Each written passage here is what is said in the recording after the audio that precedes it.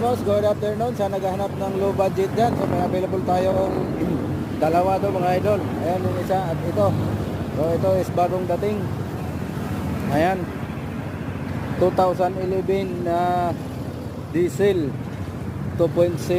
So sa naghahanap ng diesel na matipid, ito, meron tayong available na isang Ford Focus na 2011 model. Ayan po, diesel.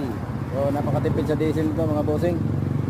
Ayan, so hatchback to mga idol, Ford Focus na 2011 hatchback.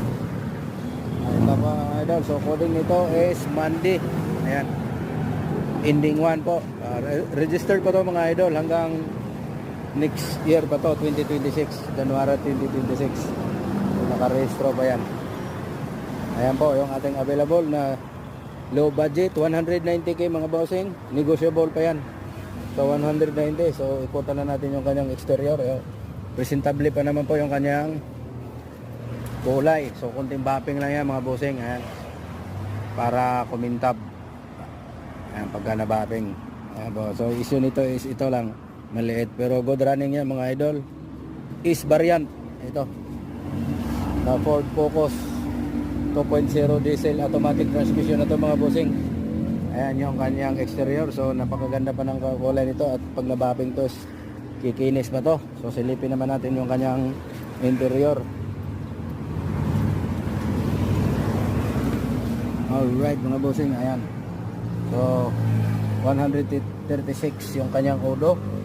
Ayan, 136 automatic transmission. Dual to mga bossing, dual mode.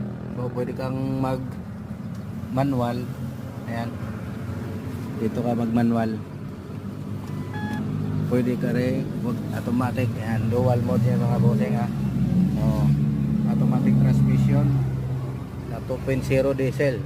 Ayan, naka-leather na yan mga bossing, kasi ito yung top of the line is variant o leather na yan mga bossing. Hindi pa to namin nalinisan, gawa ng bagong dating to, ngayon lang. Ayan yung kanyang second row.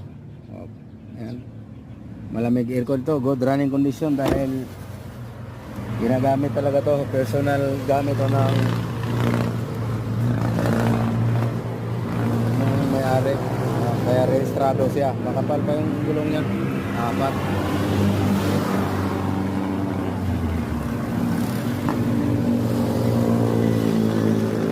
Dito kabilaan po yan. So kung naghahanap ng low budget, yan pwede na